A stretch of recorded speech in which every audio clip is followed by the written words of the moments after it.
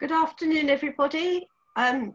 Welcome to the session on better bowel management, part of our Spina Bifida Awareness Week.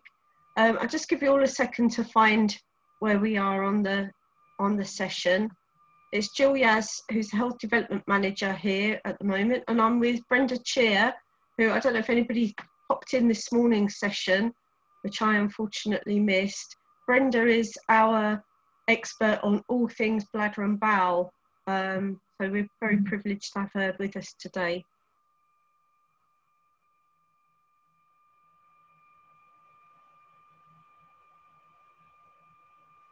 I am not finding us at the moment.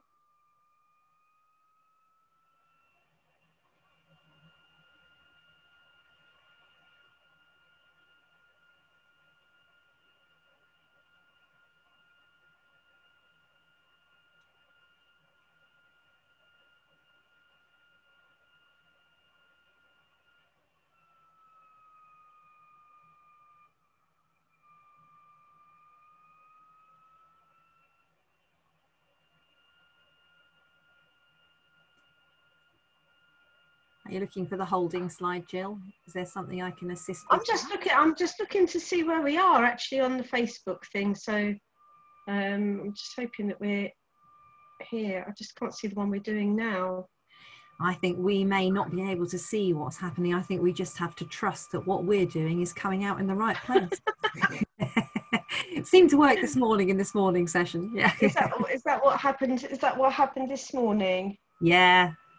Yeah, no, we're definitely live. Jenny says we're definitely live. If I can find us, then that would reassure me.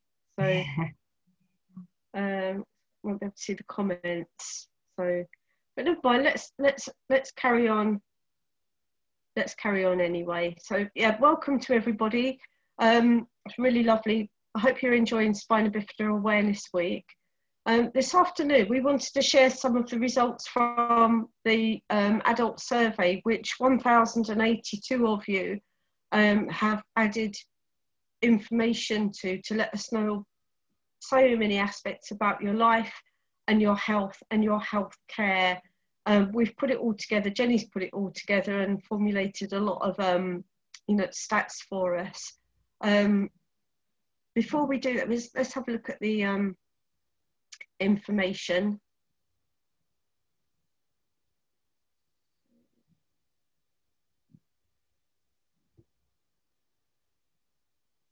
Share slides. So I'm going to share some slides with you. So.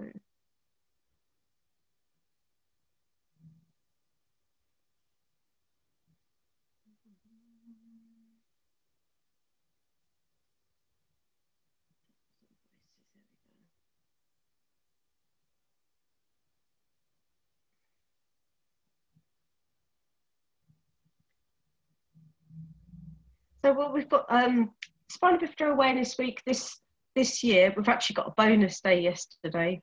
I hope that people are going to drop in for that. But it's our opportunity to help raise awareness of different aspects of Spina Bifida amongst our own community, but also with the wider community, but to empower people with Spina Bifida so that they can speak out confidently about their condition. We've also got some extra resources for GPs, places that you work in, and for schools. We've got some presentations for schools, and we also want to sort of showcase what it is that we have got to offer through Shine Specialist Services today. So there's loads of ways to get involved, and we would also very, very much like to thank our sponsor Hollister, who sponsored a lot of our activities this year, so thank you. The 1,000 Voices survey, yeah, we started it, I think it all went out in about April, and we've spent the summer really collecting the information, having to think about what it all means. But it's all our members over 25 with Spina Bifida, either with or without hydrocephalus, were invited to join in, either by post or online. And in terms of the bowels, we asked some nosy questions. How do you manage your bowels? And some of you have been using transanal irrigation, which I think Brenda's going to sort of show us some demonstrations for those of you who aren't familiar. Quite a lot with medication, but I think quite a few people, which surprised us, were just going naturally. Some people are still managing by manual evacuation, and suppositories, ACEs and colostomies were used by some people as well, but most people went naturally. And again, I think round about half of people actually open their bowels every day, which was quite good. But increase, some people went about once a week. Some people went less often than every 10 days. And that gave me a lot of concern when I had a look at that, because your bowel really does need to be working. You're putting food in one end, water in one end. You've got to get something out of the other end, really. Otherwise, you're going to be in trouble.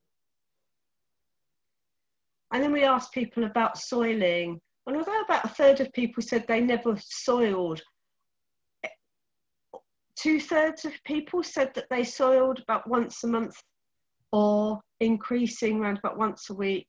Some people, about 10%, said most days.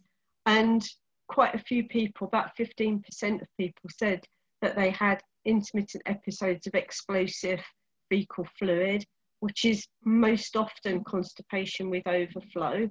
And we think we're going to focus a little bit more on that later on in the session, because we think that that's something that for most people can be improved. But I think having 2/3 of our members having that uncertainty about what their bowel is actually going to do, I think once you're not sure what's going to happen that day, whether you're going to be soil free or not, people can start to lose confidence. And I've spoken to people over the years who've, got to the point where they're thinking about, should they just work at home? I know we all are at the moment, but, before, they don't want to go out, they don't want to go to the pub, they don't want to socialise. They're really concerned about, what clothing they starts to creep in if you're really not sure. So I think that's quite sort of bothersome. The soiling, I think it was across all age groups, really, apart from, our older members seemed to be the most likely to be soil free. Our 66 to 70 and our 71 pluses were sort of most in control of what was going on, but it's across all ages. So we think that this is something with, the right information for people to go away and have a think whether this is something that they want to try and improve if they can. And yeah, this is just a little chart about soiling frequencies against the different methods of bowel management. And really there wasn't a massive difference, people using all of the methods of managing their bowels that we mentioned before, such as the transanal irrigation, medications, suppositories, etc. They all had more or less-ish the same kind of likelihood of soiling, and also the same kind of chance of having this explosive diarrhea, this possibly constipation with overflow. So again, there was no one thing that we could put our finger on and say, this is the right method for everybody. It's going to be about finding the right thing for you and then tweaking and fine tuning, a method to try and get, it as good as it can be. But I think that made us, really think there's something that a lot of people with the right information to actually have a think about any changes they might want to make. And we're here to support people with that and give them the information that they need. And we know it's not easy, when, things are a little bit uncertain and we're talking about changing how you manage or tweaking it and stuff like that. Sometimes things do get worse before they get better, and that can be, a very, very difficult thing to do. I think sometimes, with children and teenagers at home, that picking your school holidays, for those times where, you are going to try and make some changes just in case things get a little bit worse for some time. But for adults, especially when they're working, you know, sometimes you do have to take some time aside, away, lock yourself away, and just really get to grips with, you know, the changes to try and improve them. You know, if it's working and it's fine and you're soil free and you're not constipated, then that's great. But a lot of people are saying things are not ideal.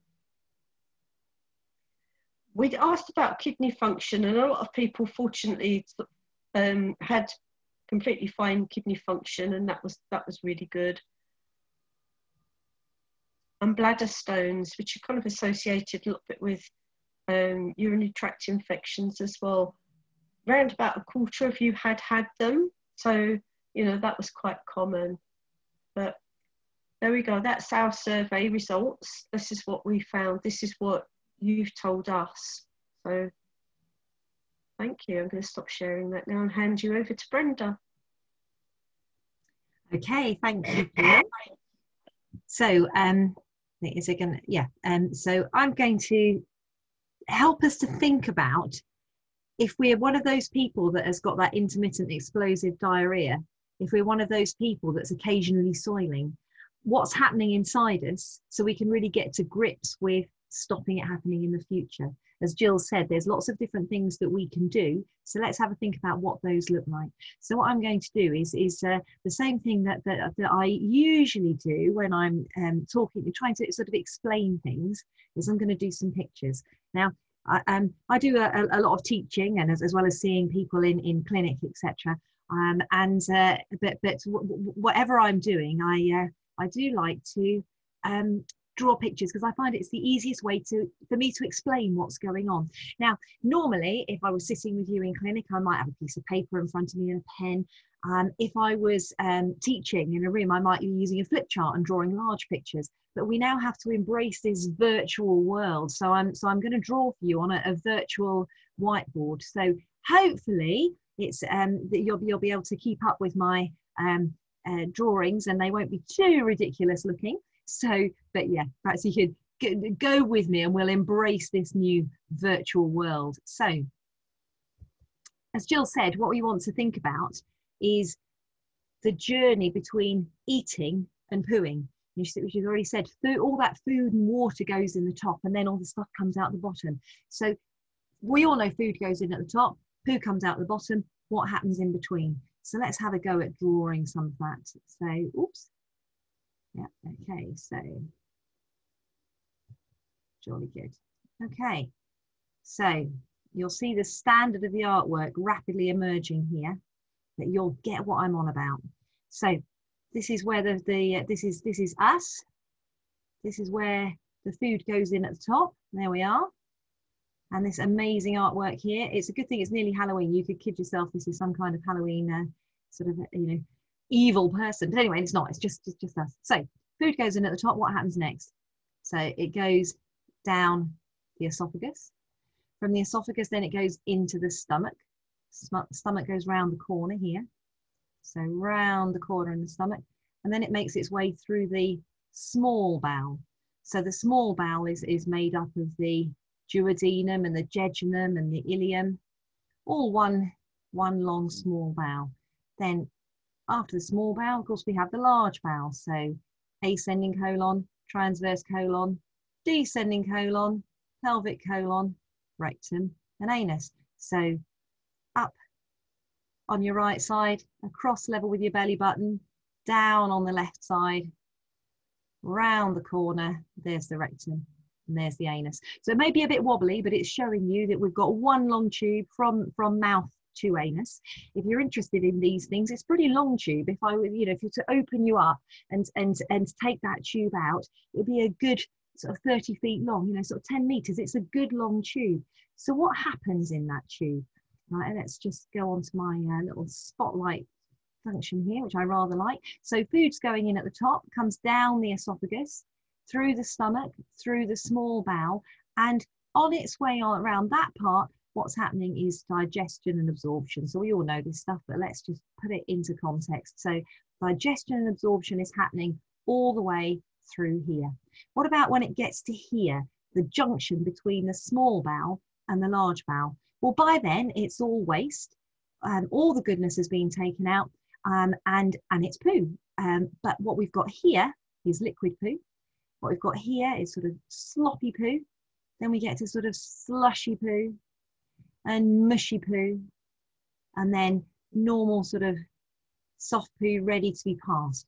Okay, and this bit of poo here, just the poo gets moved around from here to here to here to here, or the poo keeps moving around because that's our poo conveyor belt. What moves stuff along that conveyor belt is muscular action. It's called peristalsis. So the muscles squeeze, squeeze, squeeze, and we get waves of peristalsis that push the poo round from here. Round it goes, round it goes. There are certain times of day when, rather than being just a gentle wave of peristalsis, they call it the tsunami wave of peristalsis, when everything moves rather quicker, everything's being pushed around.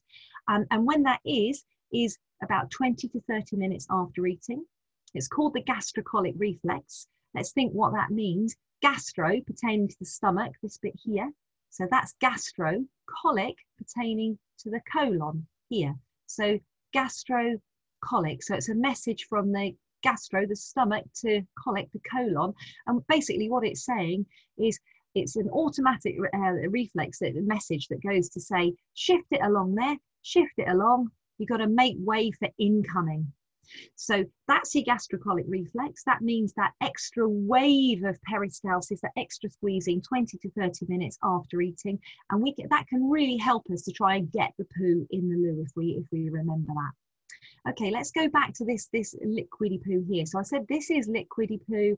This is more sloppy, then slushy, then mushy, then it's getting to be normal poo. Why is that? What's happening is that on its journey around the large bowel, water's being absorbed. So all the way around here, throughout its journey, water's being absorbed from the large bowel into the bloodstream. Okay, so pretty soon you can see that if the poo spends too long on this journey, then too much water is going to be absorbed, and you're going to get poo that's harder and it's going to get more stuck. Okay, so don't forget that important point there. But let's continue the poo conveyor belt's journey. So it goes round and round and round until we get to the lowest part, the rectum here. So the poo arrives in the rectum, and that's when a message goes up to the brain telling us we need a poo. So let's just put that message in. So poo's arrived in the rectum and a message goes up to the brain telling us we need a poo. Now it's really important that we understand not just the spina bifida bowel, but actually how the bowel normally works. So what normally works is when the poo gets to the rectum, that sparks off the message. How does it spark off the message? If you can see on the video screen so you can see me, it's easier to explain by using gesticulation. What happens is when the poo arrives in the rectum stretches, and it's actually that action of stretching that sends the message up to the brain. Now, if the rectum stretches, sends a message up to the brain telling us we need a poo, we can choose whether or not to respond to that, because we might think, actually, I'm shopping in Tesco's. I don't want to go to the toilet in Tesco's. I'm not going to go now. I'm going to ignore that. And what happens is we can carry on doing our shopping in Tesco's. No more messages going to the brain saying you need a poo because the rectum is staying stretched. Now, of course, the conveyor belt keeps moving. So our conveyor belt keeps moving. Some more poo moves around. Some more poo arrives in the rectum. So we've got some more poo down here now. That's beginning to fill up. So because some more poo arrived, the rectum stretched some more. So another message went up to the brain telling us that we need to go to the toilet. We can choose to pause that. We can choose to ignore that. And as we said, the sensation won't keep going strongly because it's the action of stretching that sends the message. So if it stays stretched, no more message. So even somebody with very good sensation from messages getting from their bowel can easily have a bit of a build-up of poo that is going to have not just, you can see that if you ignore it a few times, very rapidly, you get an accumulation of poo that can actually start to build up and go all the way up here. And this person, even if they have normal sensation, won't have the feeling of needing a poo because the rectum's permanently stretched. Let's think what should happen though. So what should happen is the poo arrives in the rectum and that message goes up to the brain telling us we need a poo. Now let's think for a minute about those messages and how they travel around the body. Of course, messages are going to go along nerves, which are going to go along the one great big fat nerve, which is your spinal cord. It's not really, as this picture suggests, that it's maybe a text message or an email that's getting sent out by the bowel and making its way up to the brain. What's really happening, of course, is that it's a message which is going from the nerves in the bowel straight up to the brain, saying you need a poo. Now, of course, for those of us who are living with a neural tube defect, what we know is that message may not get directly up to the brain because I think what I need to do, sorry, just need to put that on, draw there, lovely. The message may not get directly up to the brain because it may have a bit of an obstruction along the way. So around the area of our spina bifida lesion, there's a bit of a blockage which is stopping the message getting right through. So if it's stopping the message getting right through, we might not know that the poo is sitting there. We may have no awareness of that at all. So what happens then? Right, let's just get rid of the arrow and things which are just not in a particularly useful place for the moment. That's it. Let's get rid of all that lot. Okay. So does it matter that we've got all that poo sitting there? We haven't got a feeling of it. It may not be bothering us much. We may be one of those people that completed the survey that said, actually, it's not causing me a big problem. So does it matter being full of poo? Well, I think one of the things that we need to think about is the poo really sitting there in a nice, neat traffic jam, in a queue, waiting for the exit? Well, actually, of course, it's not. What really happens is that the whole of the rectum and the lower part of the colon all gets distended, and that's where the poo waits. So we've actually got quite a lot of poo on board there in the way. Okay, so why does this matter? Well, if we just think for a minute, before I coloured in all that poo sitting there just above the anus, we had quite a nice bend here. So if I just draw a little picture over here of what that bend looked like, that's the colon coming down. And then you've got like an S-shaped bend that just at the bottom corner there, that make just before the rectum and the anus. So that's the natural curve which is coming down here. Now, if you've got a load of poo sitting in here, where's the weight of the poo going down? If it's just some poo in here, the weight of the poo is going down. Let's just go back to some red here so you can see what I mean. The weight of the poo is going straight down there. So the weight of the poo is just being absorbed by the shape of the colon. Now, in this situation where you've got loads of poo just above the exit here, the weight of the poo is right there, right above the exit. And can you see how easily the weight of that poo is going to push down on the exit and how easily the poo leaks out? So that's one thing that we might want to avoid. So that's one reason to be very bothered about all the poo collecting there. What else do we need to think about? Well, Jill mentioned the possibility of overflow. And in the survey results, it said that a number of people experience intermittent explosive diarrhea. And yet we know that can be caused by constipation. So we need to just try and work out, what does that mean? How can diarrhea be caused by constipation? So what we need to think about is what happens when you've got this accumulation of poo here. What's happening as the conveyor belt keeps pushing round. We said that this is the liquidy poo here, then the sloppy poo here, and the slushy poo here, and the conveyor belt keeps pushing round. So what can happen is that liquidy stuff here and the sloppy stuff gets pushed up. It meets this obstruction of all this more solid poo that's just sitting there. It wriggles down between the lumps of poo and it drips out of your bottom, and there is nothing you can do to stop it. Okay, so overflow happens when the liquidy stuff is pushed around, pushes its way between the lumps of poo and drips out of your bottom. You can't feel it coming. There's nothing you can do to stop it. Now, even if you realise that this is caused by constipation, the trouble is that sometimes what we do then is take a bit of laxative. Now, if you take a modest dose of laxative, what you're going to actually find is that rather than solving the problem, it makes the problem worse. Let's think why that is. if you had some laxative prescribed by the GP, maybe some Movicol or Laxido or Cosmicol, one of what we call macrogol laxatives, what those laxatives do is deliver water down here. Now, if you deliver sufficient water, it's going to clear this lot out, wash this lot out. But if you just take a sachet or two or three sachets maybe, it's going to deliver water to the bowel. It's going to increase the amount of watery, sloppy stuff. So it's going to increase the amount that's pushing its way through this lot here, and it's going to increase the overflow coming out. And we're going to think, oh no, it's given me diarrhea. I better stop, I'm taking too much laxative. In fact, all that's happened is we've temporarily increased the amount of watery stuff over here, and we haven't solved this problem at all. If instead of a macrogol laxative, you maybe were prescribed something like Senna or Bisacodal, what those kind of laxatives do is to increase the peristalsis, increase that squeeze, which is pushing things along. So what's going to happen then is that the guts are going to be working overtime, so it's going to be pushing. And again, what you see is the liquidy stuff is going to be pushed through this more solid stuff and out the other end. And again, there's nothing you can do to stop it. So you can see that if we're using laxatives, the first thing we need to do is get rid of this backlog, because taking the more modest dose of laxative is going to make us think that we've got diarrhea. And in fact, if you go to the doctor and say, I've got explosive diarrhea happening periodically, not all GPs really understand what's going on here.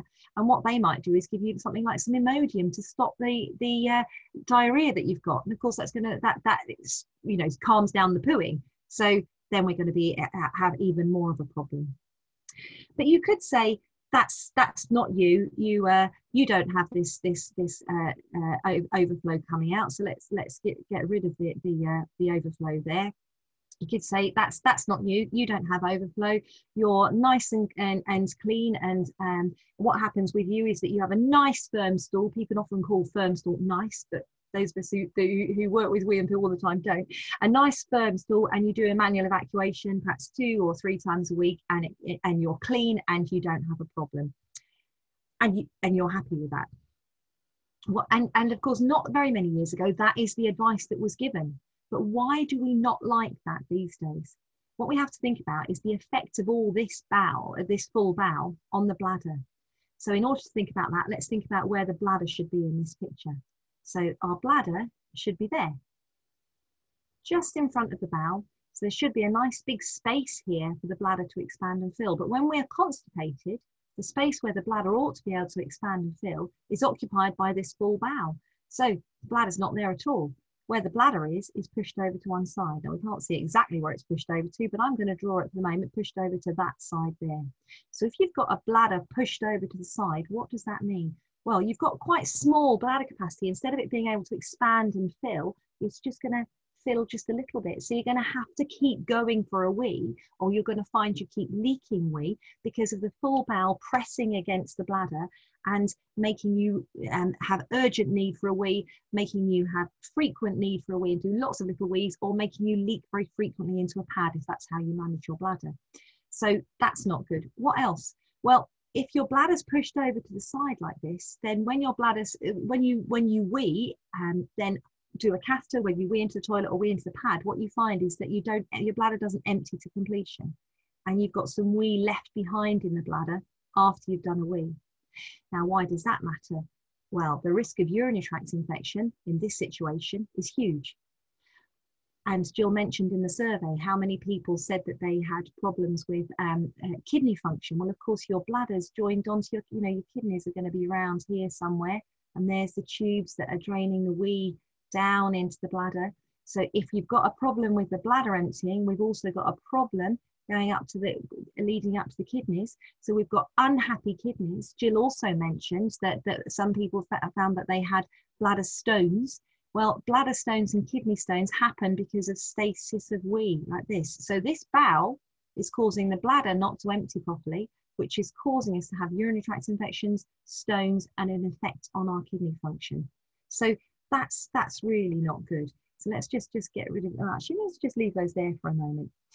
You might be somebody that says, well, actually, no, actually, I don't have problems with my kidney function. I don't have problems with my bladder at all. That's all fine. But I'm just one of those people who might occasionally soil, one of those people who has a bowel problem may only soil maybe once a month. But even if it's just once a month, doesn't that mean that it's hanging over you all the time? You're always wondering, what if it's going to happen today? So I would say that managing your bowel does matter, whether it's you're somebody that's got overflow, or whether you're somebody that's doing a manual, whether you're somebody that actually is not aware of bowel problems but has got some kidney problems, or whether it's just you've got occasional soiling that you're worrying about. Looking after your poo matters. So I'm going to hand back to Jill, and she can start talking about what we do about all of this.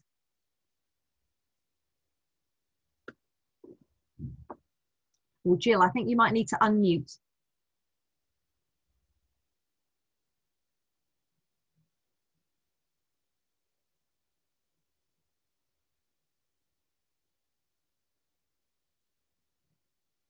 You find your unmute button, Jill. Yes. Oh, that's thank it. you. Lovely. Somebody's found it for me. Thank you very much. Sorry about that. Yeah, I mean, thank you very much, Brenda. That's, I think, seeing the diagram, but actually what's happening with your bowel it's so powerful. And I think the other thing, you know, when I'm talking to people that tell me that they're having difficulties with their bowel, you know, and we start talking about food and drink, and so many people tell me that they've got very poor appetite.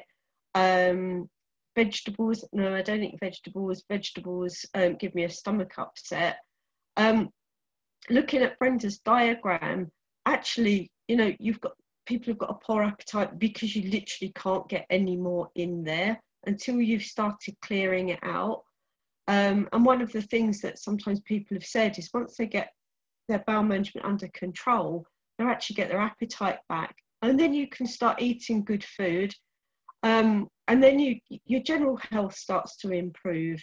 So, you know, it's got such a knock-on effect, and I think sort of people who know me just know that one of my catchphrases, improve one thing and other things improve. And I think actually trying to clear constipation out, your appetite will improve.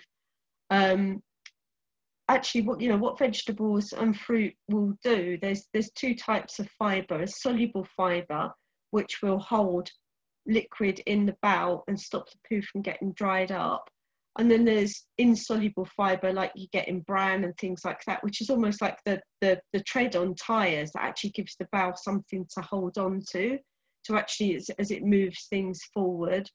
So that, you know, everything is all linked up. You know, but you won't feel well and you won't have a good bowel unless you're eating well.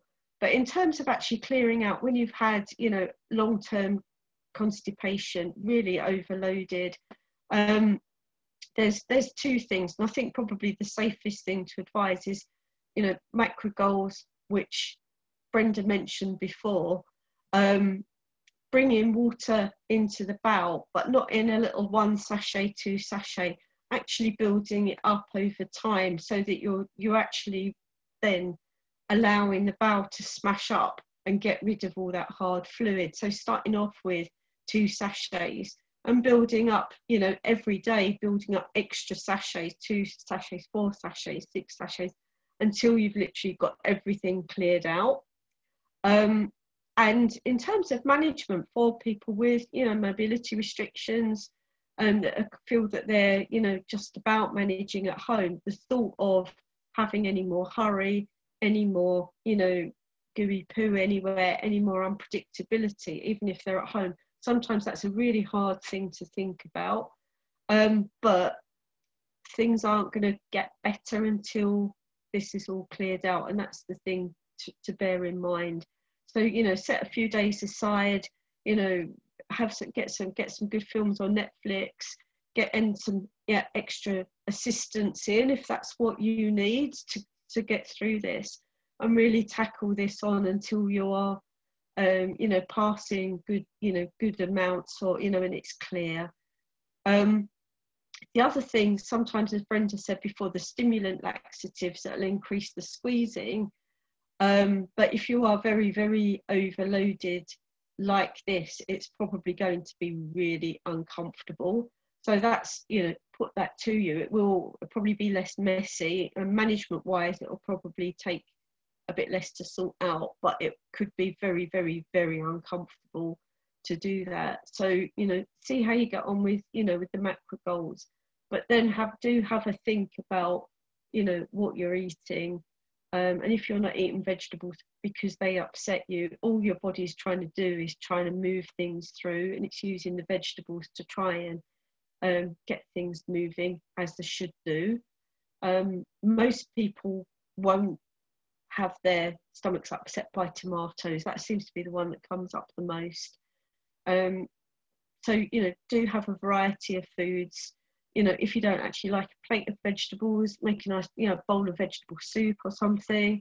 There doesn't have to be a pile of vegetables on your plate. You know, a nice curry or something like that with loads of vegetables in it. There's lots and lots of ways that you can do it that are simple, just one pot meals. So, you know, have a little think about what you're doing, but you'll get so many other benefits from eating well, eating good food, and drinking enough. You know, without drinking fluids, you know, your poo's got to be hard. You know, you will find that you're passing Maltesers if you're not drinking enough and not eating enough. You know, that's what happens. So that's kind of how to tackle it, but you have to think about what's going to be involved if things get worse for a little while before they get better.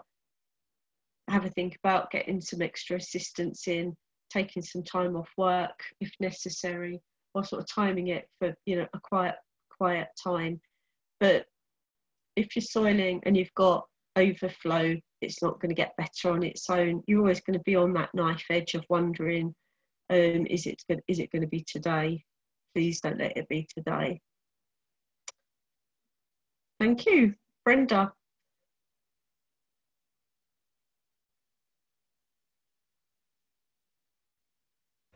That's it. Okay, just for a minute I was quiet. Most unusual being quiet. Yes. So because you were muted. So as Jill said, the first thing we need to do is to get rid of this backlog of poo. Get rid of all the poo which is let's just put my little spot. Get rid of all this backlog here, and try and keep it away by keeping up with some laxatives and by eating a really good diet.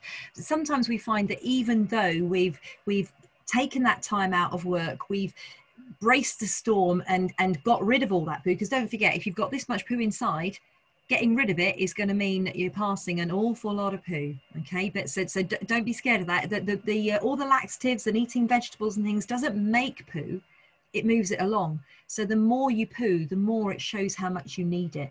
Once you've cleared all this lot out, then hopefully you might find that with eating well and maybe keeping up with a regular smaller daily dose of laxative and doing some good sitting on the toilet, remembering those key times, making the most of gastrocolic reflex, that big squeeze 20 to 30 minutes after each meal, you may find that your bowel behaves a whole lot better. But sometimes we find that actually, despite all that good work, then we're finding that we continue to leak poo, and that may be because of our spina bifida, our holding on muscle down here is not working as well as it should. Yeah, it may be that because it's got so used to having this backlog of poo above it that it's not working as well as it should.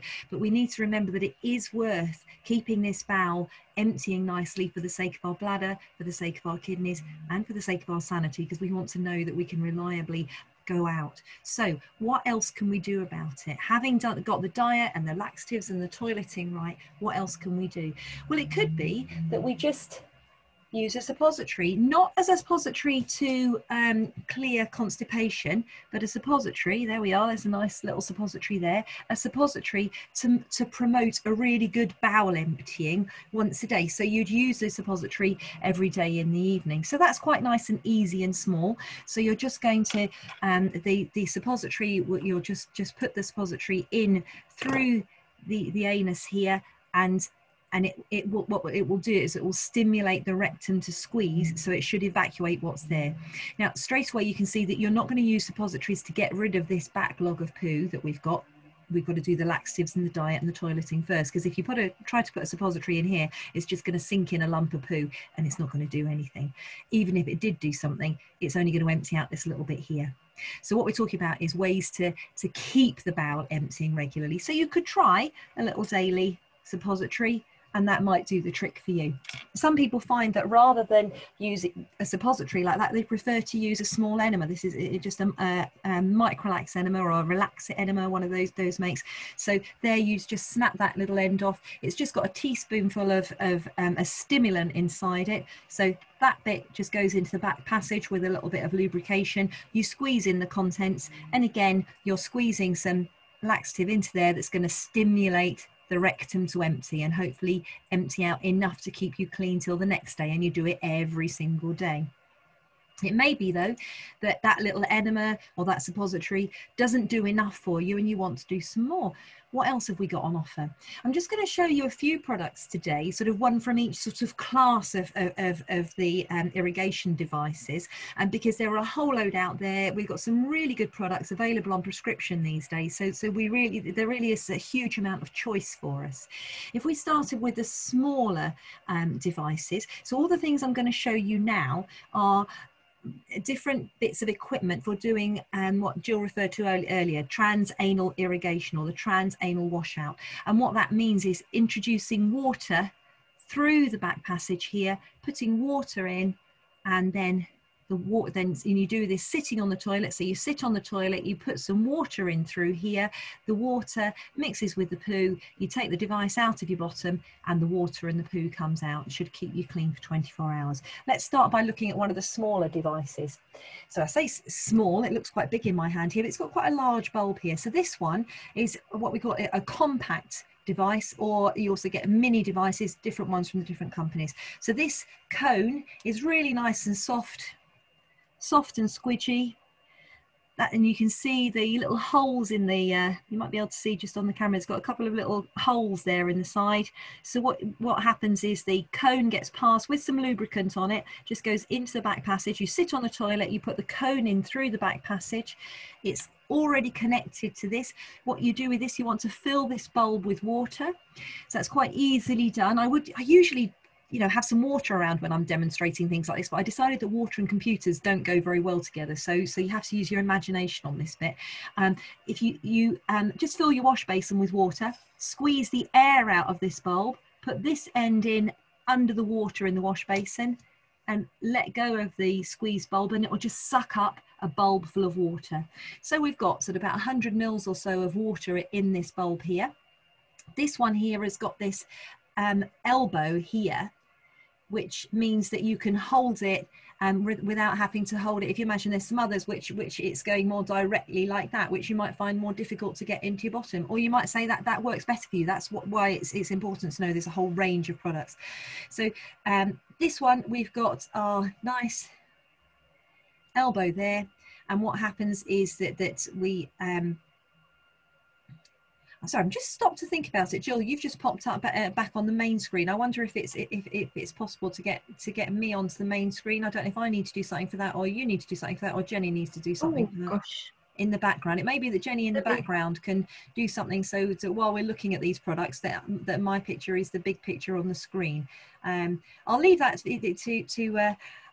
you to have a look at together, because I think I don't know that I can do that from here.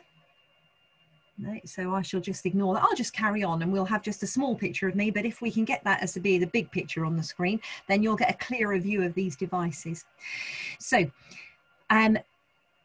water in the bulb here, you're sitting on the toilet, you put the cone in through your bottom, you squeeze the water in, and then you take the device out of your bottom while sitting on the toilet, and all that water is going to mix with the poo and soften it and lubricate it, but also because it stretches the rectum, it stimulates the bowel to squeeze to evacuate all the poo that's accumulated there. Now you might find that works quite well, but you find it a little bit awkward having this device so close to your bottom. Well, the companies have thought of all that. What we can do then is we can put in an extension tube. So we can just have an extra bit of tubing that is going to sit in the tubing there. So can you see that what we've got now is our cone and a longer tube and then the bulb there, which you might find easier to manipulate whilst you're sitting on the toilet, particularly if you've got some mobility problems. So we can make this kit just a little bit longer like that.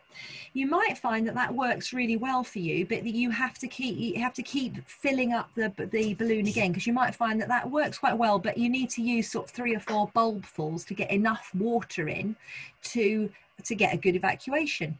Well, what you might say, would it be quite useful if you just had a way of getting more water ready all at once? Well, we can do that.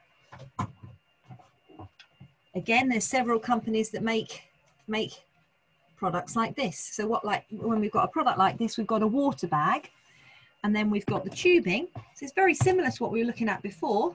Tubing, there's a bulb similar to what we had before, and on the end of it, we've got a cone.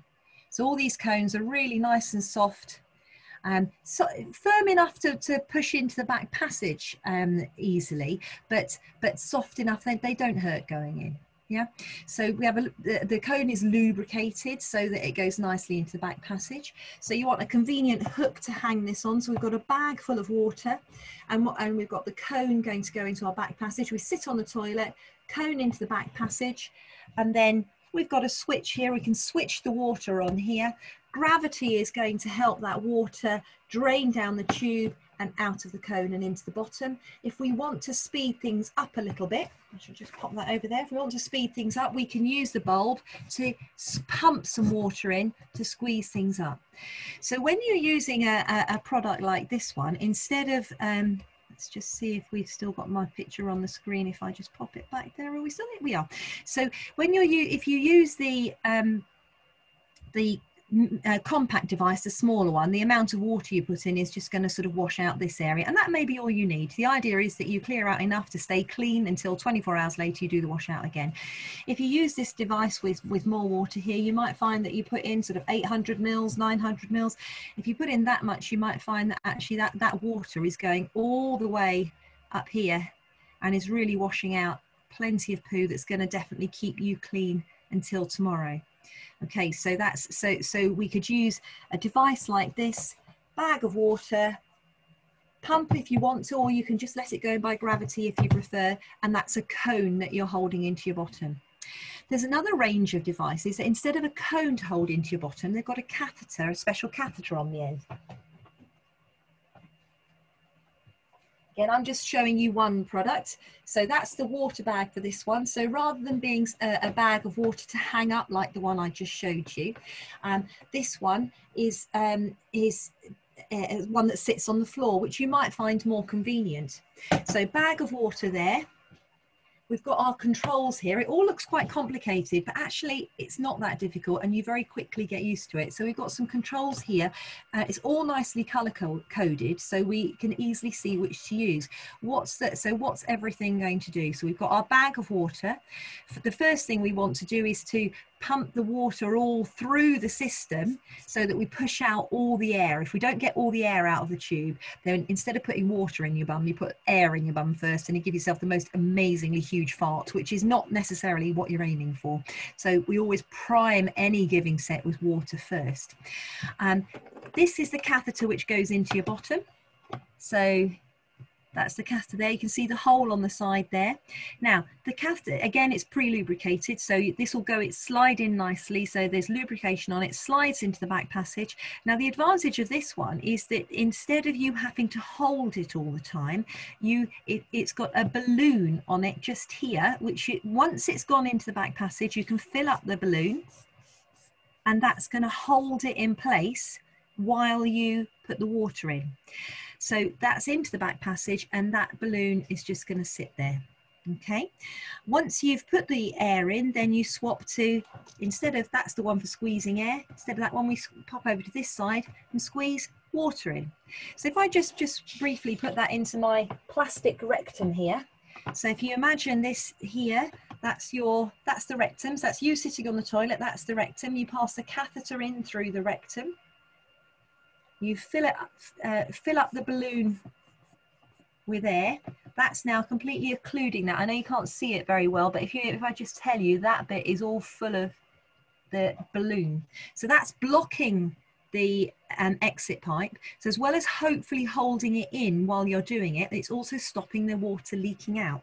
So we then swap over to our water control, squeeze, squeeze, squeeze, and the water's going to come out the top of the catheter and rise right up here. When we finish doing that, we just press the button to let the air out of the balloon. So balloon's empty now, we're sitting on the toilet, we take the catheter out, out comes the catheter, and following it, all the all the water and all the poo. Okay, so lots of different devices, and there are some these days. There are various devices that make things even cleverer. This one is called Navina, so it's made by a company called Wellspect. The previous one I showed you is Q4, made by McGregor, and then there's the Aquaflush system, and Coloplast make systems. All sorts of companies make systems like this, and some of them are making electronic systems. So this one, Navina, you can have instead of having the manual controls here for you to squeeze, you can just connect the same water tubes up to this electronic device. You can preset it how much air you want to put in that balloon. You can preset how much water to tell it to pump in, and it does it all for you. So there's no excuse really. There's another one, if you like the idea of the electronic one, but you don't like the idea of the catheter and you'd rather use a cone system into your bottom, there's another make which is called Irripump. So which means that you've got a cone, a tubing, and then an electric pump, which is just going to pump the water through the tubing for you. So whatever your particular needs, whatever your physical needs, whatever your dexterity needs, there's a system for you, and they're all available on prescription. Some of them are quite expensive. You'll need to convince the GP that this is definitely something for you, and you'll need to be very determined to give it a really good go. The idea with these, if we just pop back to the picture here, the idea with these systems is that rather than just clearing out the poo that's just here, that if you get a sufficient amount of water in, you're actually going to get that water all the way up here, so that when you take the device out, you've actually got the whole of this part of the bowel squeaky clean and empty. And if you do that successfully, then you just don't see any poo for 24 hours. Or once you've got used to it and you work out your body's habit and your body's rhythm, you may find that instead of having to do it once every 24 hours, you can do it once every 48 hours. We'd never advise leaving it longer than that. Sometimes people say, oh, I can do it twice a week and I'm fine. But remember that if you're doing it twice a week, that means that quite a bit of poo will have accumulated down here, and if you're allowing poo to accumulate down here, it's having an effect on your bladder. So every other day is every day is great, every other day is fine, but we should never do it any less frequently than that. So you do have to invest time in it. You might be sitting on the toilet for 40 minutes. It may be up to an hour, but is that an hour every day or an hour every other day can buy you a really sort of a reliable bowel that is going to keep you clean 99.9% of the time. We can never say 100%, because if you get a diarrhea and vomiting bug and your guts are whooshing around here, then there's nothing that's going to unfortunately stop the poo leaking out at that stage. If you suddenly have a dietary change and if Jill said eating a curry with loads of vegetables is good, but what if you never ate curry and then you ate a really hot curry? That would cause your bowels to be working overtime, and if you do that, you might find you leak poo. But you're only really going to leak poo if you've got a diarrhea bug or you have a sudden significant dietary change. Other than that, this should keep you clean and confident and able to go to that job interview for that new job, or able to go and play with the grandchildren and not think, oh no, they're going to smell when I've had an accident. Because this is the whole point, is that it should stop you having those accidents almost all the time. So I think I can't see Jill's picture on the screen here, but I'm just going to say, Jill, do you want to come back in at this point? Because I think the idea, I expect there may be some questions to answer that Jill and I can answer between ourselves. So Jill is just coming back in. Yes, she is. Lovely. Am I there? I can't see me, but I'll take your word We for can it. see you, Jill. You're there. We can see you and we can hear you. So Lovely, thank you. I'll just exit full screen and I might be able to see a bit more. Thank you. Yeah, we've got some really good questions. Nina said about having the full strength to push the poo out. And I think for some of our members with spina bifida, I think like using your abdominal muscles to try and push constipated poo out. Your muscles to your abdomen might be too weak, but actually the idea is we want the bowel to be doing the work, really, rather than those tummy muscles. So having a bit more with sort of laxatives and things, which brings on to the next point, is about can I just interrupt, Jill, just to say as well, there's other tricks, aren't there? And you know, you shouldn't have to do lots of really hard pushing to get poo out. If you are having to do lots of hard pushing, you're constipated, so deal with it. But the other things are, there's other tricks, aren't there, like rocking, sitting on the toilet and rocking right forwards as far as you can, aiming to get your nose on your knees if it's possible, and rocking right back. That rocking and really squashing your tummy can really help the poo to come out. Rubbing your tummy quite firmly over the lower abdomen in clockwise circles can really help the poo to come out as well. So even if you felt that you couldn't physically push, if you use massage and rocking, and also things like blowing, if you sit on the toilet and blow up a balloon, it will do the pushing for you. You don't have to think about pushing those muscles. Just blow. When you blow, it naturally pushes everything down. Sorry, Jill, I interrupted you on another question. No, that's absolutely fine, Brenda. Thank you very much. Yeah, I mean, sort of balloons. Yeah, balloons are good as long as they're latex-free. Of course, ones. thank you. So that'd be good. I think Nina then she went on to make a point about sort of there's no point taking anything because it goes from constipation to diarrhea, and I'm hoping, you know, sort of like going back to what Brenda initially said, if you just take a little bit of a laxative, you will just get the squeezing past the hard stuff. So that's probably what you're seeing, and it's probably actually getting a really, really big blowout to relieve that constipation, actually a proper disimpact regime. And everything else that you try, really, if you're trying it on top of, you know, a big overloaded bowel, you're not going to see the same, you know, the best results you can. You know, every big change in your management, do it on as empty a bowel as you can get. So I think that's and moving your body as well. Moving your body, as Brenda says, actually really does. So if anything you can do to exercise in whatever way you can, any way that you can move your body, then do, and it will help your bowel for sure. I've got a question from Mark about what causes piles. Piles are engorged veins around in the rectum and around the anus, and we all have those veins. They're quite big and they're quite baggy and hold a lot of blood, but over time of being overloaded, especially with the rectum, it actually prevents the blood from being returned back to the bloodstream, and a lot of like straight actually get as well. Then that's the blood returns as it should. So the veins are bigger, the skin on them thinner, and then problems by often again constipation and straining to poo is usually behind those. And it's, if you're going to be thinking about bowel washouts, you really need to have that checked out just to see, you know, on in your bottom, really fragile veins. Somebody should really have a that will be. Got anything to add on the piles front?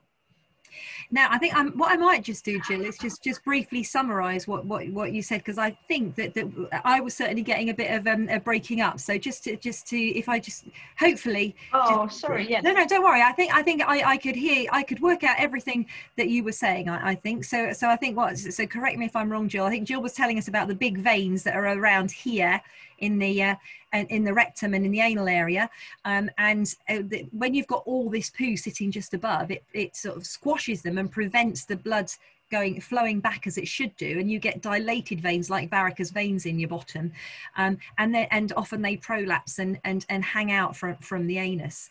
But the cause is constipation, so it's still the necessity is to deal with the constipation, and they don't usually go completely, but they usually shrink right down, don't they, Jill, and stop being painful once you've treated the constipation. But because there is that fragile skin, if we're going to use washouts, I think, Jill, you were saying about being careful to get it checked out by the GP and making sure that we're not going to break the skin and cause a lot of bleeding from the hemorrhoids there. But with choosing the right bowel intervention, doesn't mean you can't use a bowel intervention, but choosing the right bowel intervention and using things with plenty of lubrication and the gentle action, you can absolutely still use them. Was that reasonably what you said, Jill? That was lovely. No, thanks, Brenda. It was, yeah. Thank you. Okay. Well, thank you very much, everybody. Thanks. That's absolutely really lovely to have you here today. Thank you so much to Brenda. And if that's everything, I hope you found that useful. We always value feedback and suggestions, comments and contributions. Just post them up and we will see them. So thank you very much. Yeah, thank you. Bye everyone. Nice to see you today. Bye. Bye.